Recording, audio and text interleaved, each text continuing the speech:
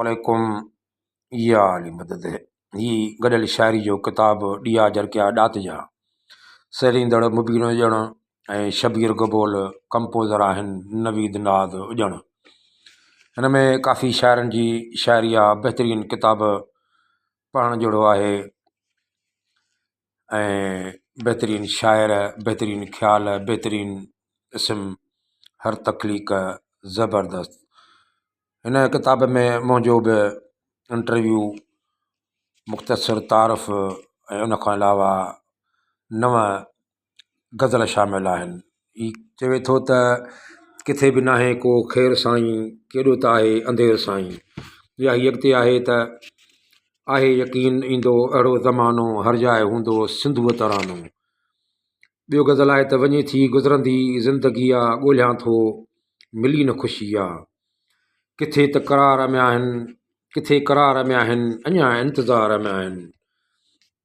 अहिड़ी तरह हिन में मुंहिंजा 9 गज़ल आहिनि। बहितरीनु किताब जो मजमूओ आहे। अॻिते चवे थो त गज़ल में त अज़म को इजाद ज़रूरी आहे, करण सिंध आज़ाद ज़रूरी आहे क़ुरान में क़ौमुनि जो ज़िक्र, उन्हीअ लाइ जिहाद ज़रूरी आहे। हू उम्मती सोणे रसूल सलम जा सुहिणल जो मीलाद ज़रूरी आहे। अकेली उदास इंतज़ार में शीरीं लाइ फ़रहाद ज़रूरी आहे।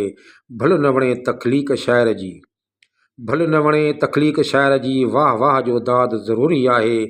चवनि था शाहकार ऐं शाहूकार, पोइ बि छा इमदाद ज़रूरी आहे। सभ जो अलॻि अक़ीदो ऐं यकीन, चयो गुरू प्रसाद ज़रूरी आहे।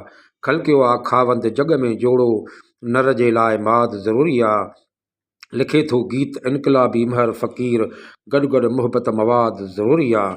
सो हिन में जेके बि शाइर आहिनि माशाअल्लाह ज़बरदस्त बहितरीनु किताबु। अव्हां बि पढ़ो, पंहिंजे दोस्तनि खे बि पढ़ायो, तमामु बहितरीनु।